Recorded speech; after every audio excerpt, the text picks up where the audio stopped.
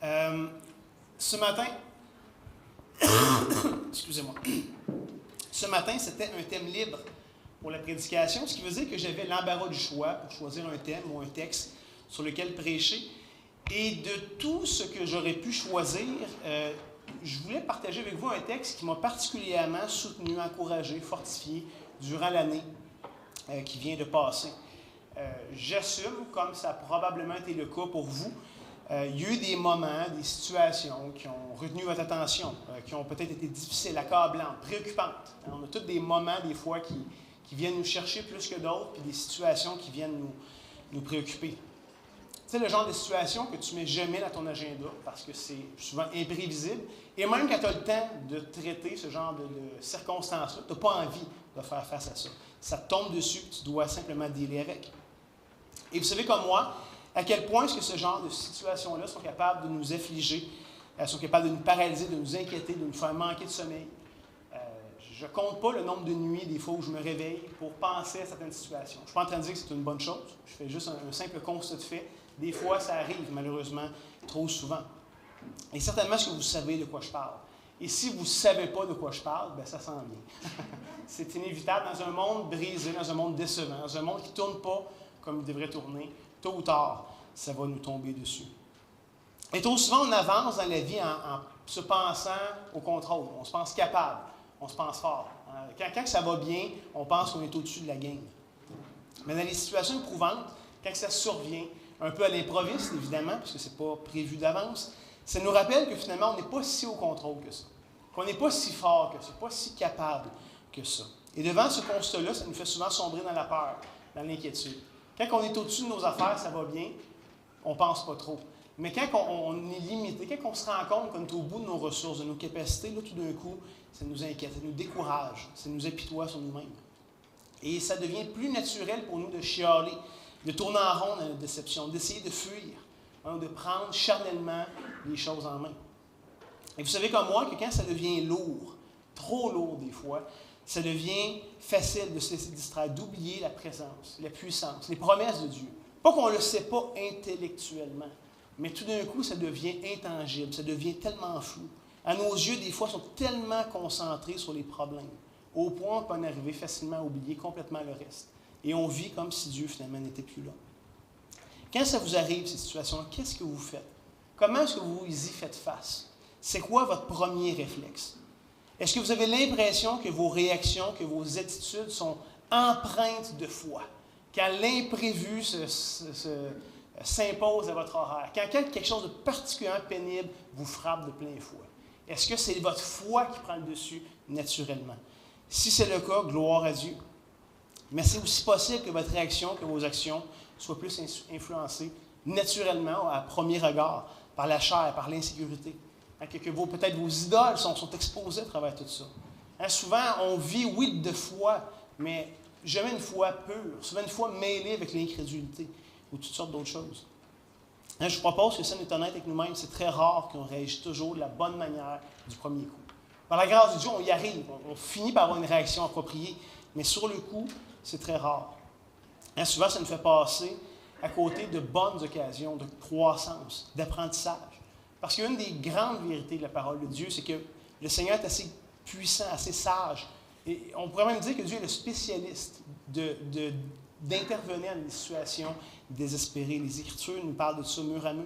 Dieu utilise même le mal de nos vies, même ces grandes épreuves, ces grandes difficultés pour former quelque chose en nous, pour produire son fruit en nous, lorsque l'on est prêt à le laisser faire, évidemment. Donc, tout ça pour dire ce matin qu'on aborde un passage qui m'a particulièrement soutenu, encouragé, qui m'aide encore à me recentrer, à ancrer ma foi. Quoique, et je le dis en toute transparence, je n'ai certainement pas été exemplaire cette année dans mes attitudes, dans mes réactions. C'est un rappel que ma vie est encore un chantier, que le Seigneur travaille. Des fois, il y a de la démolition, des fois, il est dans le rough. J'ai l'impression qu'on n'est pas souvent dans la finition, mais ça va venir un jour par la grâce de Dieu. Donc, ce matin, mon souhait est simple. C'est que le Seigneur vous fasse autant de bien qu'il m'en a fait. Qu'il puisse vous accompagner, vous encourager, vous fortifier dans tous les défis peut-être que vous vivez en ce moment ou que vous allez vivre immanquablement en 2026. Si vous avez vos Bibles, je vous invite à tourner avec moi en 2 Chroniques, chapitre 20. Ça va être le chapitre à l'étude ce matin. Si vous voulez bien, on va se courber ensemble, on va demander la grâce de Dieu. Seigneur notre Dieu, toi qui n'es pas étranger aux déceptions, aux souffrances de cette vie, on se tourne vers toi ce matin pour recevoir de ta part une nourriture spirituelle, pour rassasier notre esprit, pour désaltérer notre âme, pour renouveler notre intelligence. Seigneur, merci de pourvoir nos besoins par ta sainte parole, par ton Saint-Esprit, par ton peuple. Seigneur, c'est réconfortant, c'est bon pour nous de savoir que tu connais nos aspirations, que tu connais nos besoins et que comme un bon Père, tu désires nous combler. Donc c'est par obéissance ce matin, c'est avec foi qu'on s'approche de toi pour recevoir un encouragement, recevoir un soutien de ta part. S'il te plaît, accorde-nous d'avoir des cœurs doux, des cœurs humbles, afin que l'Évangile s'enracine toujours davantage. Que ça produise cette vie abondante que tu désires pour chacun de tes enfants. Si on te fait connaître ce besoin ce matin dans le nom de Jésus, avec l'assurance que tu vas y répondre. Amen.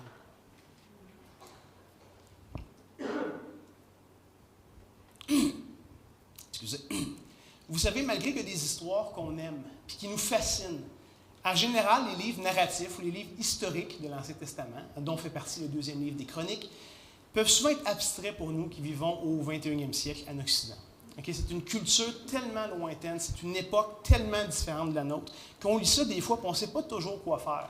De toutes ces longues généalogies de gens qu'on ne connaît pas, de tous ces récits obscurs dans des lieux lointains et inconnus qu'on n'est souvent pas capable de nommer facilement. Et pourtant, je nous rappelle que tous ces passages-là, ces passages narratifs de l'Ancien Testament, ont pour but de faire progresser la trame narrative de la rédemption et des promesses de Dieu. Ah, merci François. Donc, ça a pour but de faire progresser toutes les promesses que Dieu fait. Ça nous révèle sa fidélité, sa capacité d'accomplir ce qu'il annonce. Hein, c'est des passages clés pour voir la fidélité de l'Éternel à toutes ces alliances qu'il fait. Et ultimement, malgré un premier regard qui nous semble des fois un peu aride, un peu abstrait, tout ça est utile, tout ça nous annonce, tout ça pointe et nous préfigure Christ d'une manière excellente. Et l'histoire qu'on va voir ce matin ne fait pas exception à cette règle-là. C'est un passage qui nous pointe vers cette nouvelle alliance en Jésus d'une manière toute particulière.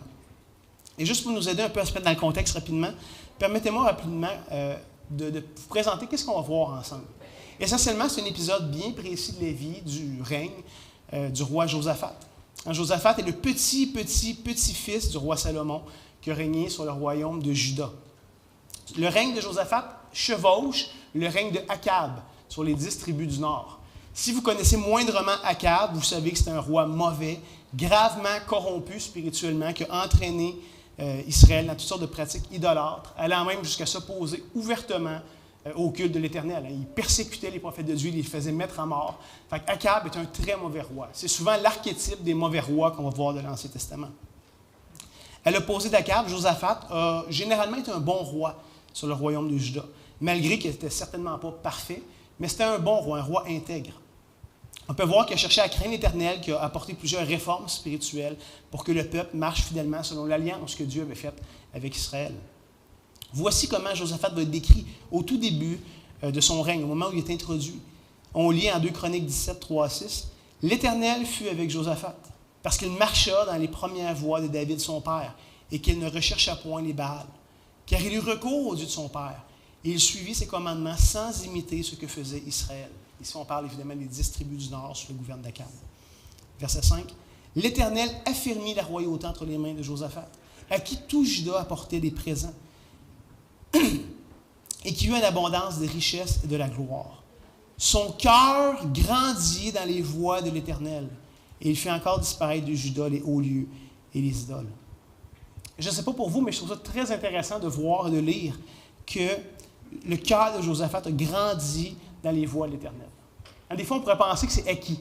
Oh, mais ça, il l'avait. Il était chanceux, il y avait un héritage familial, il y avait toutes sortes de choses en sa faveur. C'était facile pour lui. Non, son cœur a grandi dans les voies de l'Éternel. Trop souvent, on pense que ça se fait tout seul, ou que tu l'as ou tu ne l'as pas, mais c'est faux.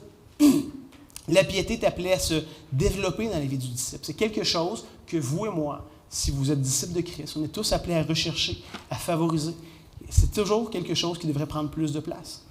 Et déjà, c'est un encouragement pour nous que j'aimerais nous donner ce matin. Parce qu'on a aussi besoin de croître et de grandir dans les voies de l'Éternel. De ne pas penser que parce qu'il y a eu une croissance dans le passé, que c'est garant d'une piété actuelle. C'est appelé à continuer à croître, à continuer de prendre la place. Comme titre de Jésus, c'est quelque chose qu'on devrait rechercher, d'apprendre à obéir à tout ce qu'il a prescrit. Jésus, à la fin, il dit « Faites de toutes les nations des disciples ». Et il définit ses disciples de deux manières. Des gens qui sont baptisés au nom du Père, du Fils et du Saint-Esprit. Et des gens qui apprennent à obéir à tout ce qu'il a enseigné. Et les épreuves, comme je disais, c'est une très bonne école pour nous faire grandir. Et malheureusement, on cherche trop souvent à escamoter, à éviter les leçons qu'on pourrait apprendre. Parce qu'on cherche notre confort, on cherche notre avantage. Et on évite la souffrance à tout prix, souvent. Comme j'ai mentionné, Josaphat n'était pas parfait. Mais lorsqu'on regarde l'ensemble de sa vie, on peut voir que par crainte, par pression politique, il a fait plusieurs erreurs. Certaines erreurs qui vont lui être d'ailleurs reprochées jusqu'à sa mort. Probablement avec des bons motifs, il va faire alliance avec Akab, ce méchant roi des 10 tribus du Nord, allant même jusqu'à faire front commun avec lui lors d'une bataille, où pourtant Dieu avait ouvertement affirmé qu'Akab allait mourir. Et Josaphat, peut-être par compassion, en se disant, mais c'est aussi des Juifs comme nous, on va leur donner main forte, on va les soutenir là-dedans, va aller faire cette guerre avec Akab.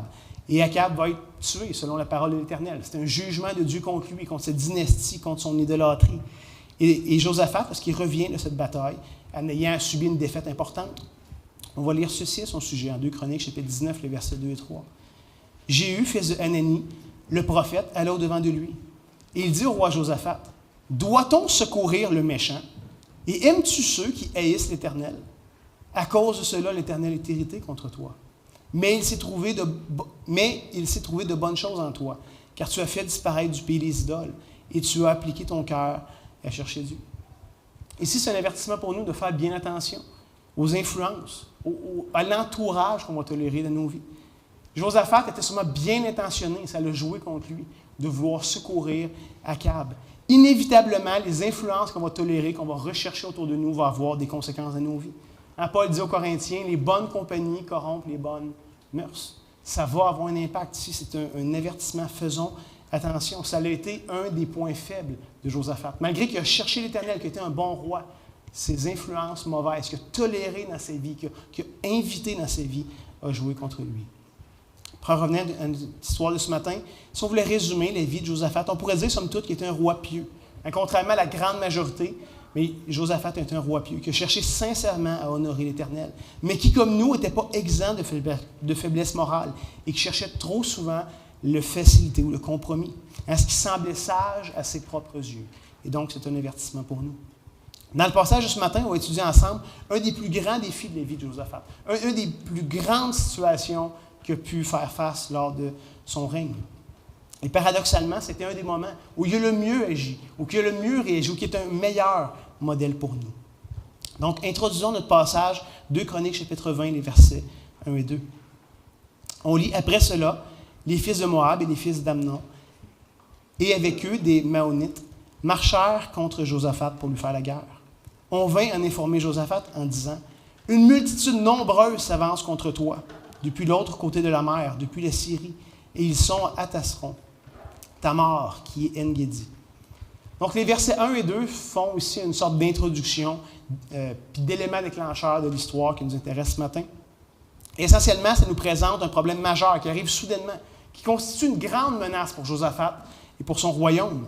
Et on peut voir qu'il y a 3 peuples qui font alliance ensemble pour venir renverser le royaume de Juda, pour venir combattre Josaphat et son peuple, qui, je vous rappelle, à ce point-ci, avait été fragilisé de la bataille qu'il avait livrée avec Akab quelques semaines, quelques mois avant. Donc, ce n'est pas une bonne nouvelle. Pire encore, le texte nous dit que la coalition des 3 armées est déjà rendue à En-Gedi. Donc, l'affrontement est imminent. En-Gedi est une petite ville sur le territoire de Juda, une trentaine de kilomètres au sud-est de Jérusalem. Fait que vraiment pas loin de la capitale. Il y a donc très peu de temps pour réagir, pour essayer de trouver une solution, pour élaborer une stratégie militaire, pour rassembler son armée ou quoi que ce soit, sont à 30 km. L'affrontement est inévitable. Et dans nos vies aussi, un peu comme Josaphat, on peut être surpris de découvrir toutes sortes de situations préoccupantes qu'on n'avait pas vues venir, qu'on n'avait pas anticipées, qui apparaissent de nulle part, puis qui nous laissent peu ou pas de temps de réaction. De la maladie, un conflit relationnel, un bris ou peut-être une facture imprévue, un accident, un décès de quelqu'un de proche, une critique injuste ou méchante alors que tu faisais de ton mieux, une perte d'emploi, une difficulté familiale. Vous savez que la liste peut s'allonger. Mais toutes sortes de situations préoccupantes qui arrivent soudainement. Et quand ça se passe, on se sent insécure, on se sent en colère en rapport à toutes ces mauvaises nouvelles-là, dont évidemment ce serait bien passé. Pourquoi ça m'arrive à moi? Et dans ce temps-là, on a le pourquoi facile. Mais qu'on le veuille, qu'on ne le veuille pas, ça s'impose à notre réalité. Et il faut dealer avec, qu'on soit prêt ou pas, qu'on aime ça ou pas. Évidemment, Josaphat n'était pas différent de nous. Josaphat va être effrayé lorsqu'il apprend cette nouvelle-là. Comment est-ce que vous auriez réagi, vous, d'apprendre qu'il y a 3 peuples qui sont unis, que leur armée est déjà là, dans ta cour en arrière, prête à te sauter dessus? Ce n'est pas une bonne nouvelle. On lit en 2 Chroniques 20, 3 et 4. Dans sa frayeur, Josaphat a peur. Josaphat se disposa à chercher l'Éternel. Il publia un jeûne pour tout Juda. Juda s'assembla pour invoquer l'Éternel. Et l'on vint de toutes les villes de Juda pour chercher l'Éternel. Je trouve ça intéressant de voir que Josaphat, malgré la peur, le découragement légitime que ça produit chez lui, ne se laisse pas abattre par la nouvelle, ne se laisse pas paralyser, ne se décourage pas, n'essaie pas de passer à autre chose, mais par la grâce de Dieu, le réflexe de chercher l'Éternel. Et permettez-moi d'attirer votre attention sur un élément important à souligner, c'est que la Bible ne rend jamais la peur incompatible avec la foi. Des fois, on pense naïvement que si j'ai la foi, je n'aurai jamais peur. C'est faux. La peur est inévitable dans certaines situations. Même si c'est une bonne chose d'avoir peur dans certaines situations. La peur n'est pas un compétiteur avec la foi. Ce n'est pas ça ici, le problème. Ça serait fou, ce serait imprudent, ce serait irresponsable pour Josaphat de ne pas avoir peur devant la nouvelle qu'il reçoit. S'il avait dit à son peuple, « Oh, inquiétez-vous pas, il n'y a rien là. » Bon, on ne fait rien. On fait comme si c'était jamais arrivé, cette affaire-là. Ça aurait été inconséquent de sa part. Ça n'aurait pas été sage. Josaphat ne sait pas comment ça va finir, mais ça regarde mal pour lui. Et donc, la peur est tout à fait justifiée. Mais sa réaction est quand même exemplaire. Il ne se laisse pas gagner par la peur. Il ne se laisse pas gagner par le découragement, mais il se tourne vers Dieu. En cherchant son soutien, en s'humiliant devant lui, en proclamant un jeûne. Pas pour manipuler Dieu, pas pour lui imposer quelque chose, mais pour chercher son soutien, pour réaliser son grand besoin de l'intervention divine. Josaphat comprend à ce moment-là que ce n'est pas lui qui va changer quoi que ce soit, que ce n'est pas son intelligence, que ce n'est pas son armée qui va changer la donne. Et il y a certainement une grande leçon pour nous aussi. Josaphat incarne un bon modèle de foi et de piété. Malgré l'ampleur de l'épreuve, il ne se laisse pas gagner ou paralyser ou vaincre par la peur, mais ça l'amène à mettre en pratique sa foi, à exprimer sa foi en se tournant vers Dieu. Et ça, c'est intéressant. Parce que contrairement à ce qu'on pourrait penser naïvement, la foi n'est pas quelque chose de statique. Des fois, on pourrait penser que la foi, on l'a. « Ah, j'ai la foi. » OK, bien c'est fait, check. On passe à autre chose, j'ai la foi. C'est pas ça, la foi. La foi, ça vient, ça part. C'est dynamique, la foi. C'est pas statique. C'est pas quelque chose que tu as, puis que maintenant, c'est acquis. C'est pas comme ça que ça fonctionne. La foi a besoin d'être mise en pratique. La foi a besoin d'être exercée. Un peu comme un muscle. Mais malheureusement, si on est honnête avec nous-mêmes, notre premier réflexe n'est pas toujours de suivre le bon modèle de Josaphat. On aimerait ça que ce soit le cas, de toujours avoir un bon modèle de foi. Mais ce n'est pas comme ça que ça marche dans notre vie de tous les jours. Souvent, on achoppe à la première étape, on se décourage, on se laisse submerger par l'épreuve, comme si Dieu n'existait pas. Comme si Dieu ne nous avait pas fait de promesses. Comme si Dieu n'était pas prêt à nous appuyer dans ça. Tellement souvent, on oublie cette promesse de Jésus à la toute fin de l'évangile de Matthieu. Lorsqu'il va dire que tout pouvoir lui était donné dans le ciel et sur la terre, il va dire « Et voici, je suis avec vous ». Il parle à ses disciples ici. Si vous êtes de ses disciples, ça s'applique à vous. « Et voici, je suis avec vous tous les jours jusqu'à la fin du monde ». Frères et sœurs, peu importe ce qui vous accable ce matin, c'est une des promesses qu'on peut s'appliquer. C'est une exhortation pour nous de se tourner vers ce Dieu fidèle qui nous aime et qui s'est engagé envers nous. Pas engagé à être là quand ça va bien. Ça, c'est les lâches qui sont là quand ça va bien. Mais les vrais amis, les vrais gens fiables sont là même quand ça ne va pas bien. Et je sais que ça a l'air cliché de le dire, mais pourtant, il y a tellement un grand confort qu'on peut trouver à cette promesse-là. De savoir que Christ est avec nous à tous les jours jusqu'à la fin du monde. Pas juste quand ça va bien, mais peut-être particulièrement quand ça va mal. Et malgré parfois notre ressenti ou notre impression, on n'est jamais seul. Tu te sens peut-être seul. Tu te sens peut-être incompris. Mais ce n'est pas la réalité. Ce n'est pas ce que Jésus promet. Plus encore, malgré la promesse et la présence du soutien de Christ, un autre encouragement qu'on devrait ressortir de ce texte-là, c'est ne restez pas seul. Oui, Christ est avec toi, c'est une fantastique nouvelle, mais ne reste pas seul. Comme Josaphat, sois prêt à impliquer le peuple de Dieu pour venir t'aider à faire face à cette difficulté-là. Comme on l'a lu, quand Josaphat apprend la nouvelle, il ne fait pas juste jeûner seul. Il ne s'en va pas dans son garde-robe tout seul, mais il invite le peuple de Dieu à jeûner, à chercher la face de Dieu avec lui. Dans notre culture très individualiste, souvent on veut rester seul avec nos problèmes. Soit parce qu'on ne veut pas déranger, soit parce qu'on a honte de nos problèmes, ou soit juste parce qu'on est paralysé. On ne sait pas quoi faire, on ne sait pas par où commencer, ça nous dépasse. Fait qu'on reste avec ça. J'aimerais te dire ce matin, si tu as une situation qui t'écrase, une situation pénible, partage-la avec ton groupe vie. Partage-la avec les gens de la réunion de prière. Viens dimanche matin prier. Il y a des gens ici qui sont là semaine après semaine et qui prient. Puis si on ne connaît pas le besoin, on ne peut pas prier pour. Mais viens prier. Partage-le avec quelqu'un, un ami, un frère, une sœur. Mais reste pas seul avec ton fardeau. Laisse le peuple de Dieu le porter avec toi. Et en vrai, même, on est commandé de faire ça. C'est un des fruits que l'Évangile veut produire. Paul va dire au Galates, chapitre 6, le verset 2, « Portez les fardeaux les uns des autres. » Ici, c'est un impératif, c'est un commandement. Portez les fardeaux les uns des autres et vous accomplirez ainsi la loi de Christ. Parce que la réalité, c'est que c'est possible que ce soit trop grand ou trop lourd pour toi tout seul. Donc, que ta vision est trop limitée, que tu manques de perspective, que tu manques peut-être même de foi. Mais viens te décharger sur Christ en ayant le support et le soutien de son peuple. Et comme je viens de dire, trop souvent on manque de foi, on passe à côté de la bénédiction de Dieu en essayant de régler ça par nous-mêmes, en essayant de vivre comme si notre épreuve était une fatalité. C'est comme ça, ça vient de me tomber dessus, ça va être comme ça maintenant. Comme s'il n'y avait pas d'autres options, comme si c'était la seule chose qui pouvait se passer. De dire, mais maintenant c'est comme ça, maintenant je vais être malade, maintenant j'ai un enfant qui s'éloigne de la foi, maintenant la société prend cette direction-là. C'est la seule option. Il faut que je l'accepte. Non, c'est pas comme ça que la Bible nous présente notre réaction. C'est pas comme ça qu'on devrait vivre. Si tu es tanné de tourner en rond, si tu es tanné d'être écrasé, de paralysé, si tu es tanné de juste t'apitoyer sur ton sort, devant une situation qui t'accable, viens prier avec tes frères et sœurs. Encore une fois, regardons le bon exemple de Josaphat, 2 Chroniques 20, 5 à 12.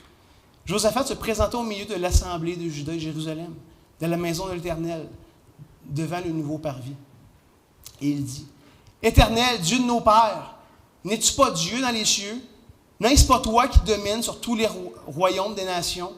N'est-ce pas toi qui as en ta main la force et la puissance et à qui nul ne peut résister? » Josaphat commence avec une juste confession de Dieu, de sa personne, de ses attributs. Verset 7. « N'est-ce pas toi, ô notre Dieu, qui as chassé les habitants de ce pays devant ton peuple d'Israël, qui l'a donné pour toujours à la postérité d'Abraham qui t'aimait? Ils l'ont habité, ils y ont bâti un sanctuaire pour ton nom, en disant, s'il nous survient quelque calamité, l'épée, le jugement, la peste ou la famine, nous nous présenterons devant cette maison, devant toi. Car ton nom est dans cette maison. Nous crierons à toi du sein de notre détresse, et tu exauceras et tu sauveras. » Josaphat est en train de se rappeler les promesses de Dieu. Et maintenant, voici les fils d'Ammon, de Moab et ceux de la montagne de Séhir, chez lesquels tu n'as pas permis à Israël d'entrer quand il venait du pays d'Égypte. Car il s'est détourné d'eux et ne les a pas détruits. Et voici qu'il nous récompense, en venant nous chasser de ton héritage dont tu nous as mis en possession. Et regardez le verset 12. Tant qu'à moi, c'est le plus important du texte de ce matin. Ô notre Dieu, n'exerceras-tu pas tes jugements sur eux? Car nous sommes sans force devant cette multitude nombreuse qui s'avance contre nous. Et nous ne savons que faire. Mais nos yeux sont sur toi. J'aime tellement ce passage-là. Pas sur nos problèmes, pas sur ce qui pourrait se passer, pas sur toutes les idées qu'on a pour s'en sortir. Nos yeux sont sur toi. La prière de Josaphat est tellement intéressante et souvent tellement différente de nos propres prières qu'on adresse à Dieu quand on souffre naturellement. Josaphat se tourne vers Dieu, pas premièrement pour lui demander quelque chose, mais dans un esprit de révérence. Il prend premièrement l'occasion de se rappeler à qui est-ce qu'il prie. À le Dieu des cieux qui règne souverainement sur les nations. Soudainement, les 3 nations sont peut-être moins impressionnantes que quand il a appris la nouvelle. Parce qu'il parle, lui, à celui qui contrôle ces nations.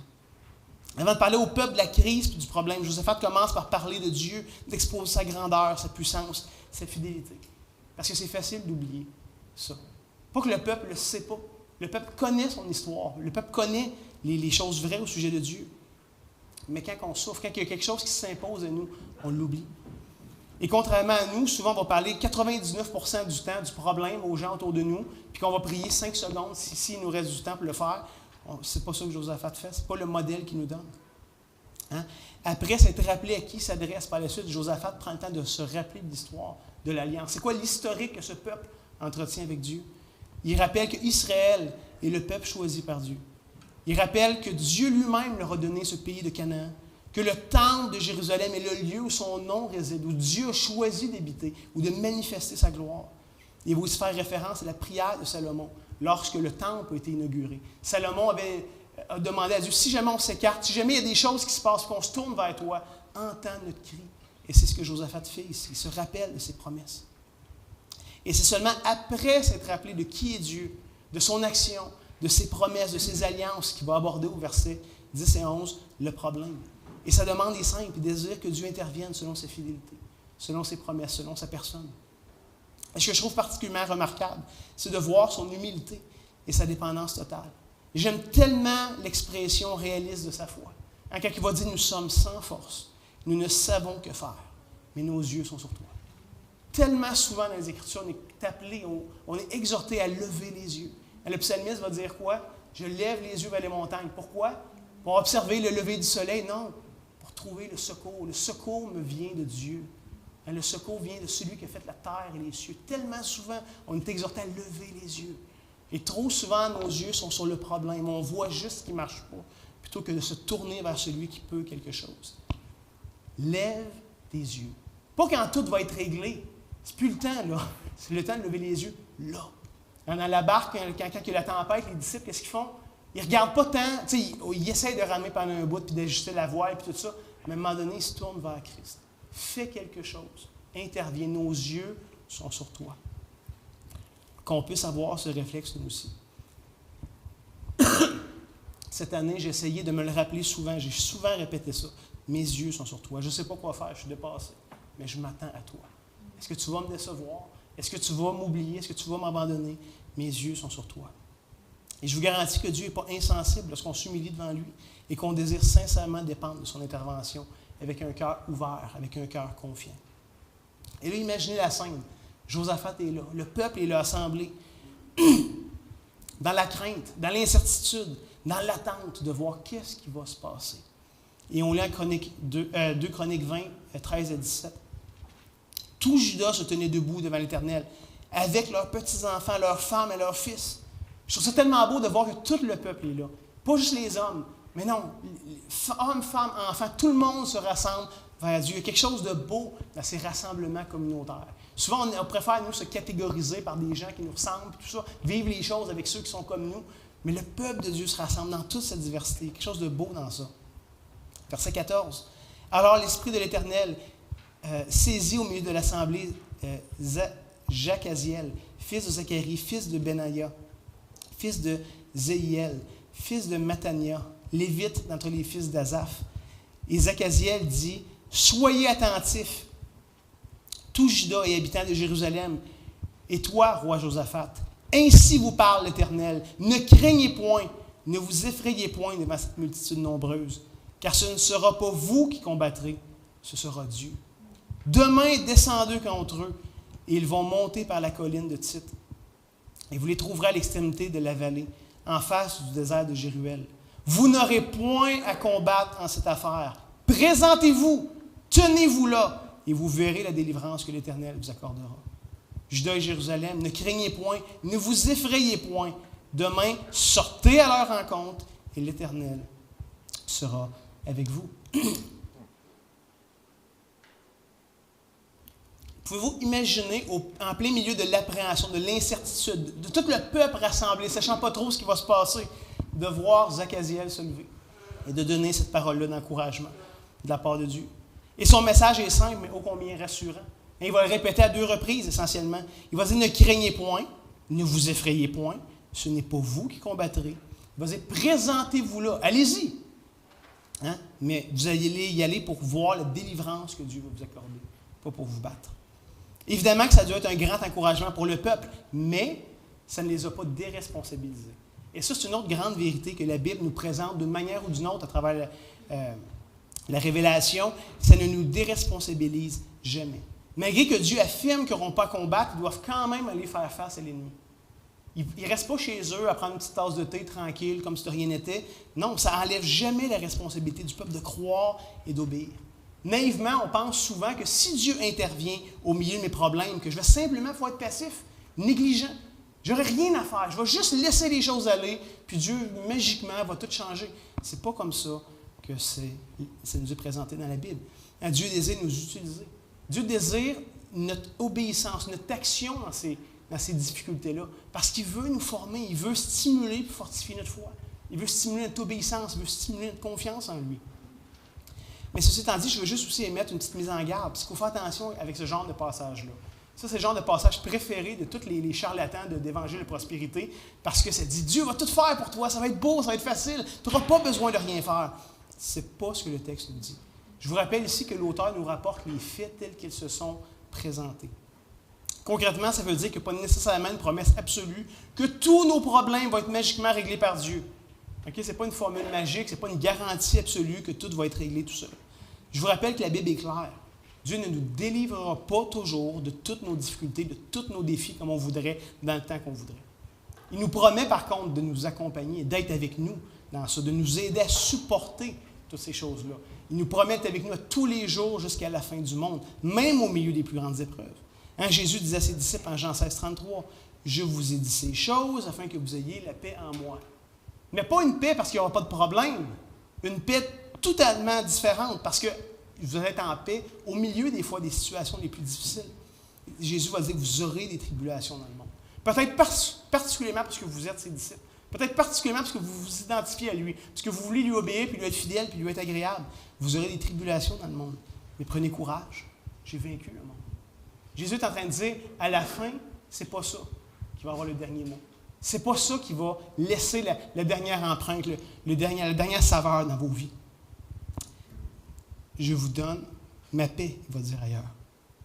Mais pour en revenir avec l'annonce ici faite par Zachaziel, on peut voir un principe clair, un principe évident qui revient à travers toutes les Écritures et que vous savez, mais qu'encore une fois, on oublie. Quand que ça va mal, qu'est-ce qu'on essaie de faire?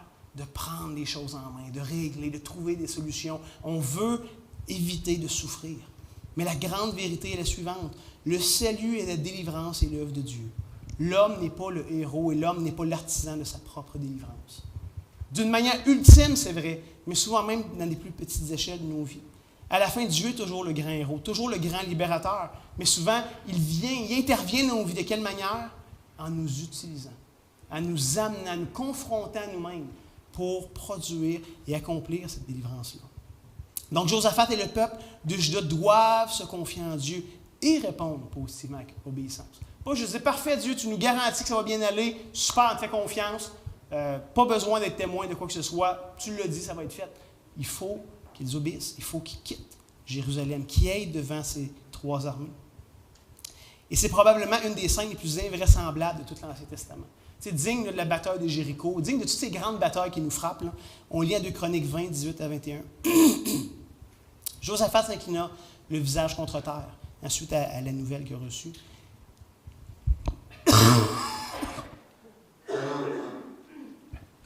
Et tous les habitants de Juda tombèrent devant l'Éternel et se prosternèrent à sa présence. Les Lévites, entre les fils des Kéhatites et entre les fils des Coréites, se levèrent pour célébrer d'une voix forte et haute l'Éternel, le Dieu d'Israël.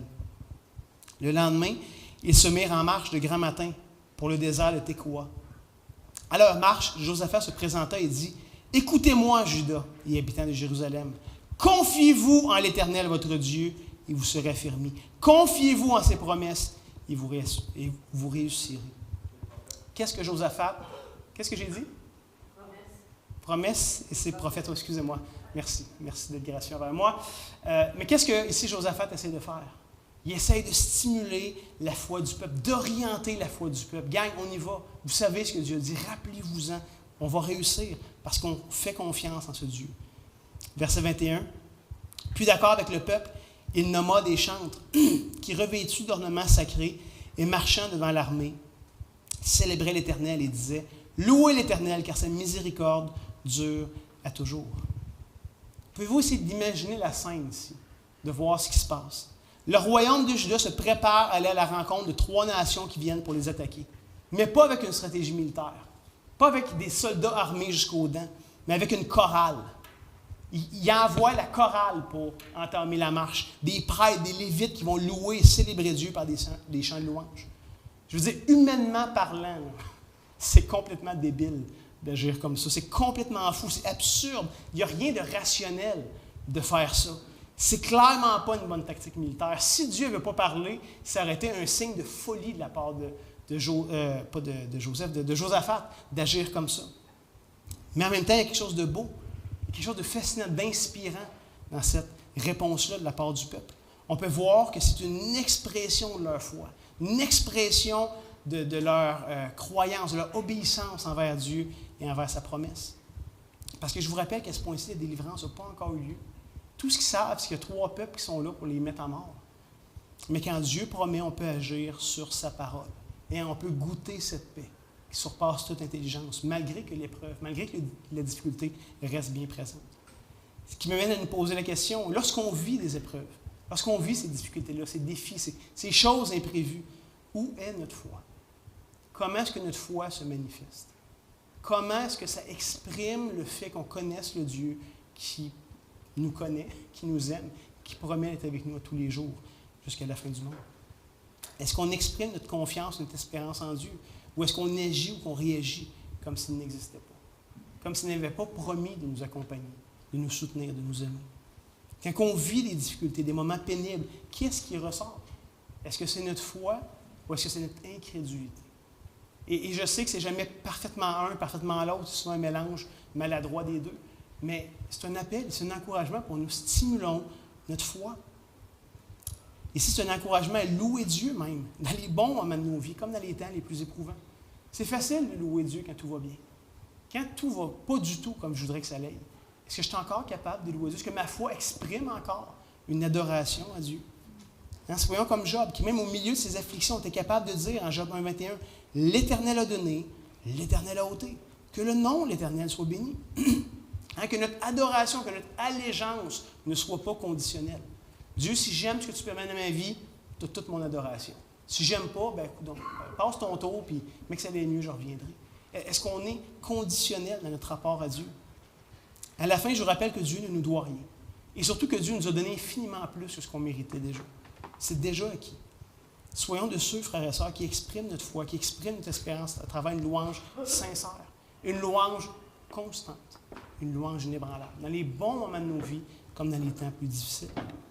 Mais en même temps, je dis ça en étant réaliste. Je ne veux pas être naïf, je ne veux pas être superficiel, parce que je sais qu'il y a des moments aussi effectivement excessivement difficiles, excessivement pénibles, voire presque impossible de voir la fidélité de Dieu dans certaines périodes noires de nos vies. Comment est-ce que Dieu est là? Comment est-ce que Dieu peut vraiment être fidèle? À ces moments-là, on doit faire comme le psalmiste. On doit exhorter notre âme. À plusieurs reprises dans les Écritures, on voit ce genre de texte où on a besoin de se parler, on a besoin de se rappeler, de se refocuser, de shaker un peu. Le psalmiste, au psaume 42, le verset 6, va dire « Pourquoi t'es battu, ô mon âme? » Il sait très bien, il va toutes les nommer, les raisons, dans quelques versets. Mais pourquoi t'es battu, ô mon âme? Et j'ai mis tout dedans de moi. Espère en Dieu, car je le louerai. L'espérance, la manifestation de la foi est liée avec l'adoration, avec les louanges. Car je le louerai encore, il est mon salut et mon Dieu. Et là, il continue au verset 7. Mon âme est abattue dedans de moi. Puis là, il va donner toutes les raisons. Tu vois qu'il lutte avec lui-même. Je veux adorer ce Dieu, je veux le louer, mais en même temps, c'est pas facile. Il y a une tension. Il va conclure au verset 12 en disant ces mêmes mots. Pourquoi t'es battu, mon âme, et j'ai mis tout dedans de moi. Espère en Dieu, car je le louerai encore. Il est mon salut et mon Dieu. Et je sais que c'est possible d'en arriver à un moment où notre âme est tellement accablée, tellement découragée, tellement lourde, qu'on n'a pas nécessairement ni la force ni la foi de se tourner vers Dieu. Dans la Bible, on voit des gens qui vivent ces grandes tribulations. Et c'est justement là que la communauté prend tout son sens.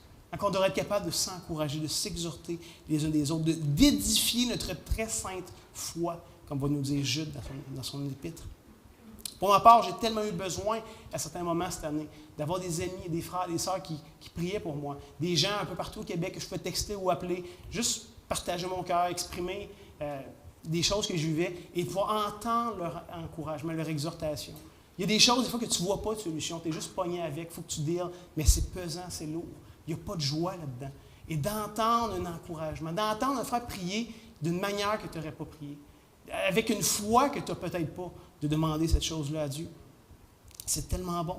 J'ai tellement besoin de ça pour avoir l'énergie, des fois, d'avoir la foi, de continuer à avancer. Un peu de la même manière que quand tu boostes une batterie d'auto. Elle a besoin d'un petit spark de plus. Elle a besoin de quelque chose d'extérieur pour être capable de se prendre en main et de partir le moteur. Mais c'est un peu ça, des fois, qu'on a besoin les uns des autres.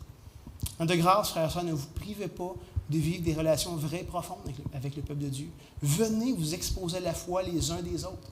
Par exemple, lors des réunions de prière. Il y a des choses que je ne sais pas exactement comment prier. Puis je suis toujours encouragé, surpris de voir un frère, une sœur prier de telle manière, ou avec une foi tellement grande pour cette chose-là, que je pourrais demander à Dieu, mais je n'ai aucune attente que ça se passe. On dirait que ma foi n'est pas stimulée pour ça. On a besoin les uns des autres comme ça pour se booster, pour s'encourager. On a tellement besoin d'apprendre à être plus interdépendants. J'ai dit tantôt, mais notre société, notre culture est excessivement individualiste. Moi, je fais mes choses, fais tes choses, tu es chez vous, je suis chez nous, puis c'est comme ça. Mais cet individualisme crasse-là nous prive d'une partie importante de la bénédiction de Dieu, de la grâce de Dieu, qui n'est pas juste donnée à moi, mais qui est donnée à nous, comme communauté, comme peuple. Pour en revenir au texte de ce matin, regardons l'intervention de Dieu. Comment est-ce que ce qu'il a promis, il le met en place? On lit au verset 22, « Au moment où l'on commençait les chants de louange. » Fait que là, ils sortent des murailles de Jérusalem. Ce qui est techniquement pas une bonne idée quand il y a 3 armées qui viennent vers toi. Tu es mieux d'être derrière les murs que d'être dans la plaine. Mais ils sortent. Puis ils se mettent à chanter et à louer Dieu pour sa fidélité et ses promesses. Au moment où l'on commençait les chants des louanges, l'Éternel put lancer une embuscade contre les fils d'Ammon et de Moab et de ceux de la montagne de Séhir qui étaient venus contre Juda. Et ils furent battus.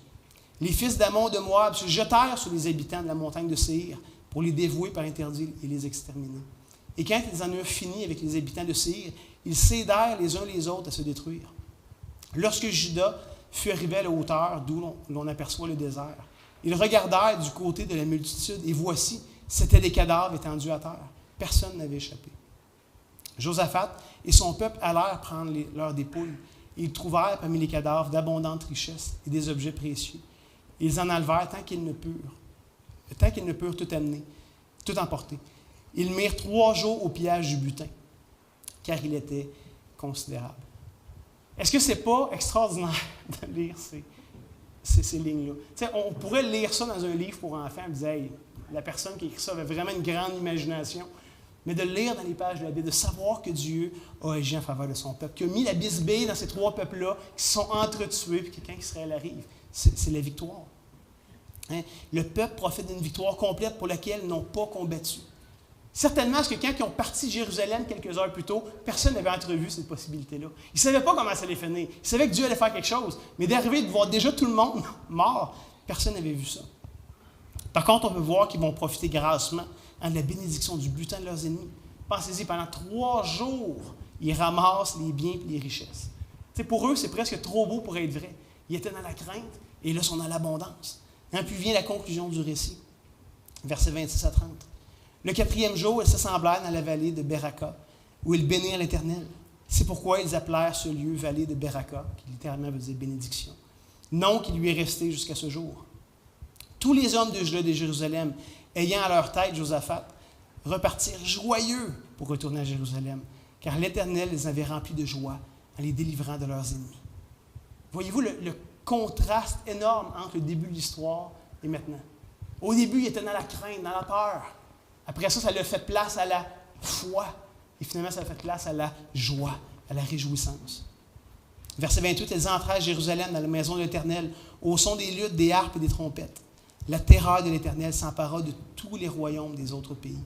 Lorsqu'ils apprirent que l'Éternel avait combattu contre les ennemis d'Israël, et le royaume de Josaphat fut tranquille, et son Dieu lui donna du repos de tous côtés.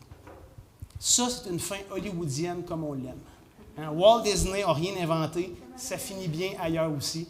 Ils vécurent heureux et eurent beaucoup d'enfants. Ça finit vraiment comme ça. Quoique, comme je l'ai mentionné tantôt, toutes les finalités de nos vies ne seront pas nécessairement exactement comme ça. Toutes nos vies ne finiront pas nécessairement sur une note aussi extraordinaire. Mais ceci étant dit, réalisons que nous, comme croyants de la Nouvelle Alliance, nous qui avons bénéficié de l'œuvre de Christ, on a reçu une victoire, une délivrance bien plus grande que celle qu'on a lue ce matin. On était impressionnés de lire et de voir ce que Dieu a fait pour son peuple ici, dans cet épisode-là bien précis, bien ponctuel de Josaphat. Mais êtes-vous capable de réaliser qu'on a reçu plus, qu'on a hérité d'une victoire encore plus grande que celle-là? Dans un sens, comme pour tous les autres récits dans l'Ancien Testament, c'est juste les ombres de la réalité à venir, de quelque chose de plus grand qui pointe vers Christ, de quelque chose qui s'accomplit en lui. Jésus, ce roi parfait, pas comme Josaphat, qui fait des alliances improbables avec des gens mauvais. Christ, c'est ce roi parfait qui dépend complètement de Dieu, qui vient délivrer, qui vient défendre son peuple opprimé sans que celui-ci ait à combattre. On n'a pas eu à combattre, on a reçu cette victoire. Toute cette histoire-là nous pointe vers le véritable roi, qui est le grand vainqueur sur la coalition de la mort, du péché, du diable. Par cette victoire, par la victoire de Christ, on reçoit un héritage infiniment plus glorieux que des objets ramassés sur des cadavres. C'était grand ce que Dieu a fait avec Josaphat. En Christ, on a reçu infiniment plus que ça. Et si Josaphat et Israël avaient raison de célébrer à ce moment-là, eh bien, l'Évangile nous donne encore beaucoup plus de raisons de le faire. Paul va nous dire en Romains 8, versets 35 à 39, « Qui nous séparera de l'amour de Christ? Serait-ce la tribulation, ou l'angoisse, ou la persécution, ou la faim, ou la nudité, ou le péril, ou l'épée? Selon qu'il est écrit, c'est à cause de toi qu'on nous met en mort tout le jour, qu'on nous regarde comme des brebis destinées à la boucherie. » On ne sera pas exempt de difficultés dans ce monde. Ça va arriver. Mais le verset 37, « Mais, dans toutes ces choses, nous sommes plus que vainqueurs par celui qui nous a aimés. Car j'ai l'assurance que ni la mort, ni la vie, ni les anges, ni les tribulations, ni les choses présentes, ni les choses à venir, ni la hauteur, ni les puissances, ni la hauteur, ni la profondeur, ni aucune autre créature ne pourra nous séparer de l'amour de Dieu manifestant en Jésus-Christ, notre Seigneur. » Même la pire des difficultés, même la situation la plus amère et la plus cruelle fait partie de cette liste-là. Et je sais qu'on a souvent besoin de s'en rappeler. On a souvent besoin de se remémorer, de se réapproprier ces vérités. Nos épreuves et nos difficultés n'auront pas le dernier mot. C'est ça la grande promesse ici. La Bible nous dit que le dernier ennemi, c'est la mort. Et même là, la mort a été vaincue en Christ. La mort n'aura pas le dernier mot. Un jour, je vais me relever entre les morts. Je vais ressusciter la résurrection de Christ. Même ce qui semble implacable à ma vue humaine, un problème qui a touché 100% de l'humanité jusqu'à la fin, même ça, là, c'est pas elle qui va avoir le dernier mot. Frères et sœurs, ultimement, rien ne pourra nous enlever l'héritage qui nous a été acquis par la croix. C'est vrai qu'il y a bien des choses qui peuvent venir assombrir temporairement les promesses de Dieu. Je ne suis pas naïf, je n'ai pas des lunettes roses. Je vis dans le même monde que vous. Je sais que ce ne sera pas parfait. Il y a beaucoup de choses qui peuvent venir assombrir temporairement les promesses de Dieu, mais ce n'est que pour un court moment d'affliction, la Bible nous dit. Alors qu'il n'y a aucune commune mesure avec les difficultés du temps présent et la gloire à venir. C'est pas comme ça va être. Il va y avoir plus de gloire qu'il y a eu de difficultés. C'est même pas dans la même catégorie, c'est même pas comparable. Il n'y a aucune mesure ça ne communique pas ensemble. C'est tellement différent, tellement autre. Si vous êtes en Christ ce matin, laissez-moi vous rappeler que votre histoire se termine bien. Peut-être pas ici sur Terre. Je ne sais pas comment va finir vos vies. Je n'en ai aucune idée. Mais ultimement, ça va bien finir. Même la personne, le chrétien qui a souffert le plus dans sa vie et qui a fini de la manière la plus exécrable, ultimement, ça a bien fini pour lui. En Jésus. Mais en attendant la fin et la délivrance glorieuse, je vous exhorte à ne pas rester seul avec ce qui vous pèse. Ce n'est pas parce que ultimement c'est fini bien que nécessairement c'est facile entre-temps. Mettez ces choses en lumière, trouvez de l'encouragement parmi le peuple de Dieu. Je l'ai dit, partagez-les à vos groupes de vie, venez voir vos pasteurs, parlez-en à vos amis, venez dans les réunions du dimanche matin, partagez ces choses-là, priez pour ces choses-là. Mais de grâce, ne restez pas paralysés, écrasés, indifférents avec tout ce qui vous pèse, tout ce qui vous insécurise, tout ce qui vous préoccupe. Mais osez venir par la foi le porter devant Dieu et le porter avec le peuple de Dieu. Si vous êtes affligé de voir vos enfants et vos familles être indifférents aux choses spirituelles, si vous êtes attristé de voir ça, que vous dites, j'en peux plus, je veux plus voir mes enfants continuer à marcher dans le monde, je veux qu'ils connaissent Christ. C'est impensable, ils ne sont pas ouverts, il n'y a rien à faire. Restez pas sans rien faire, venez prier qu'une fois. Exprimez votre foi en l'attente que le bras de Dieu n'est pas trop court. Vous luttez avec un péché depuis trop longtemps. Votre vie ressemble plus à un échec avec quelques moments d'accalmie qu'une vie de victoire en Christ. Venez, vous humiliez et recevez le support de la communauté de Dieu. Vous êtes tanné de voir l'indifférence, l'endurcissement de notre peuple de notre nation qui se perd de plus en plus, qui continue à persévérer dans une optique malsaine, une optique immorale. Hein, vous voyez la direction que prend la culture et la société, puis ça vous dégoûte. Restez pas juste avec ce sentiment-là. Venez plaider, intercéder pour un réveil au Québec, comme Dieu l'a déjà fait. Il a visité notre peuple là, déjà plusieurs décennies. Il peut le refaire. Venez prier. Arrêtons de prendre pour acquis que c'est comme ça, et que ça va toujours être comme ça, puis il faut simplement se résigner à ce que ce soit comme ça. Je refuse de me résigner que ça va juste aller mal, puis que c'est comme ça que Dieu veut que ça se passe. Puis que... Non, il nous donne des promesses. Il veut nous accompagner. Il veut nous soutenir de nos difficultés. Josaphat aussi aurait pu penser charnellement qu'il n'y avait pas moyen d'éviter une défaite certaine. Il aurait pu essayer de prendre la fuite, sauver sa vie, d'abandonner son peuple. Il aurait pu essayer de lutter ou de faire ce qu'il pouvait. Mais c'est sa foi qui a fait toute la différence. Frères et sœurs, rejetons l'incrédulité qui envahit tellement souvent notre cœur. Osons croire ce que Dieu nous dit, ce que Dieu nous promet. Ayons l'audace de prendre les armes qu'il nous a laissées pour faire face à ces situations-là qui nous dépassent. Refuser de vivre comme si Dieu était assis sur un trône en carton avec une couronne à papier mâché. Ce n'est pas mon Dieu. C'est certainement pas le Dieu de la Bible. Ce n'est pas comme ça qu'il se présente. Ces histoires-là ont pour but de venir stimuler notre foi. Utilisons la prière d'intercession. Le livre aux Hébreux, surtout le chapitre 11, le fameux héros de la foi. Ça se termine au verset 32 à 34, qui nous présente cette foi qui déplace les montagnes, cette foi qui a un impact concret dans le monde réel. Vous vous rappelez comment ça se termine? Ça dit « Et que dirais-je encore? Car le temps me manquerait pour parler de Gédéon, de Barak, de Samson, de Jephthé, de David, de Samuel et des prophètes, qui par la foi vainquirent des royaumes, exercèrent la justice, obtinrent des promesses, fermèrent la gueule des lions, éteignirent la puissance du feu, échappèrent aux tranchants de l'épée, guérirent de leur maladie, furent vaillants à la guerre, mirent en fuite des armées étrangères. » Il n'y a rien de ça, de cette liste-là, qui est attribuable à leur force, à leur intellect, à leur capacité propre. Tout ça était attribuable à leur foi, dans un Dieu qui a fait toute la différence. Évidemment, je ne fais pas de promesse que 5 minutes de prière va tout changer. Okay? Je vous l'ai dit, je n'ai pas de lunettes roses. Je n'ai aucune prétention que tout va rapidement être réglé, puis qu'on n'en parlera plus, puis que ça va être facile. C'est pas vrai. On se rappelle, par exemple, de l'apôtre Paul, où Dieu, dans sa souveraineté, voulait qu'il puisse vivre avec cette épine dans la chair. Que Paul se serait bien passé. Que si ça avait juste été de sa décision à lui, il n'y aurait pas eu ça, peu importe ce que c'était. Mais en même temps, je sais que de saisir les moyens de grâce, c'est une bonne occasion pour nous de stimuler notre foi, d'exercer, de mettre en pratique cette foi, de continuer à entretenir notre dépendance à Dieu. Et ça, c'est jamais perdu. Ça, c'est jamais perdu. Même si les circonstances ne changent pas, que notre foi s'affermisse, c'est tout un gain. Même si à la fin, ça peut être difficile à vivre. Frères et sœurs, refusons le statu quo, refusons l'apitoiement et cherchons l'aide et le soutien et l'intervention du Dieu Tout-Puissant, celui qui a créé le ciel et la terre, celui qui est non seulement vivant, mais à l'œuvre, actif. Celui qui a promis nous accompagner tous les jours jusqu'à la fin du monde. Pas que ça va être facile, mais que son soutien va être accessible. Que pour toujours, on va pouvoir s'appuyer sur lui, trouver la force, trouver l'encouragement, le soutien, le secours opportun de nos besoins.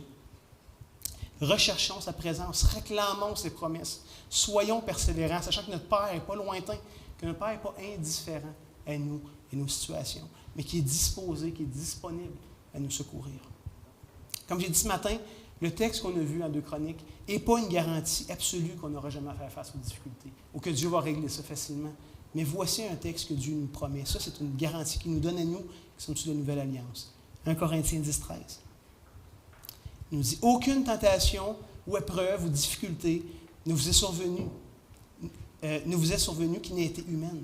Et Dieu qui est fidèle ne permettra pas que vous soyez tentés au-delà de vos forces. Mais avec la tentation ou l'épreuve ou la difficulté, il préparera aussi le moyen d'en sortir afin que vous puissiez les supporter. » Ça, on peut s'appuyer sur cette promesse. Frères et sœurs, je ne sais pas ce qui vous pèse en ce moment, puis je sais encore moins ce qui va vous tomber dessus en 2026. Je ne le sais même pas pour ma propre vie. Mais il y a une chose que je sais, c'est que dans tous les cas, on peut dire comme Josaphat. Nous ne savons que faire. Nous sommes sans force, mais nos yeux sont sur toi. Que ce ne soit pas juste un mantra creux. Que ce ne soit pas juste quelque chose de vide qu'on dit comme une pensée positive ou je ne sais pas quoi. Que ce ne soit pas ça. Mais qu'on puisse vivre réellement cette humble dépendance de Dieu. Que ce soit le cri de notre cœur, que ce soit l'attitude de notre âme. Et profitons pleinement de la vie communautaire à laquelle on est appelé. De se supporter les uns les autres. C'est le fruit de l'Évangile. Ne nous privons pas. Ne privons pas nos frères et sœurs de ce soutien que le Seigneur nous demande de leur donner. Et ne nous privons pas, nous, d'aller chercher auprès des autres que Dieu met autour de nous.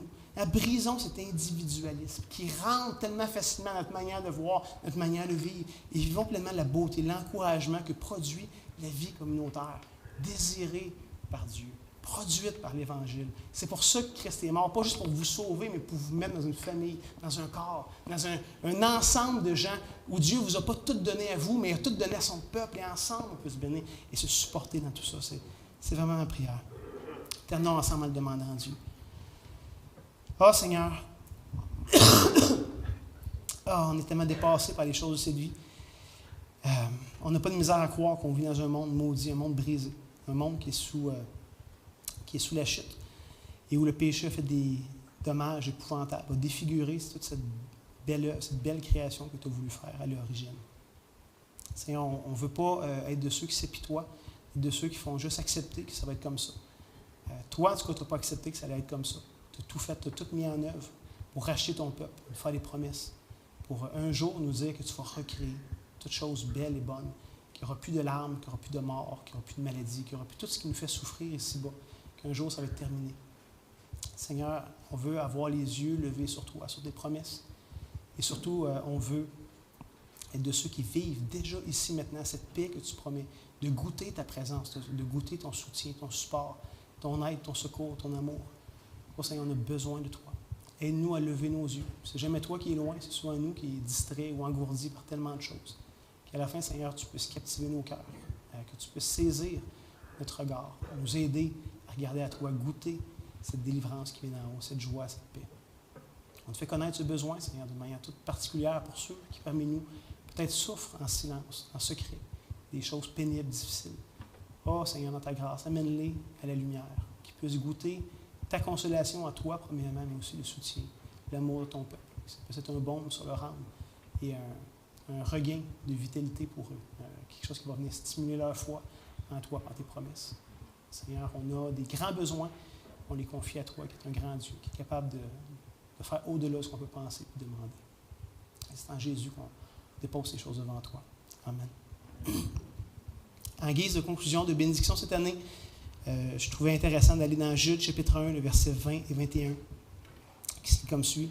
« Pour vous, bien-aimés, vous édifiant vous-même sur votre très sainte foi, en priant par le Saint-Esprit, maintenez-vous dans l'amour de Dieu, en attendant la miséricorde de notre Seigneur Jésus-Christ pour les vies éternelles. » Je vous souhaite de passer un bon dimanche, mais aussi une bonne année 2026. Que la bénédiction de Dieu soit sur vous.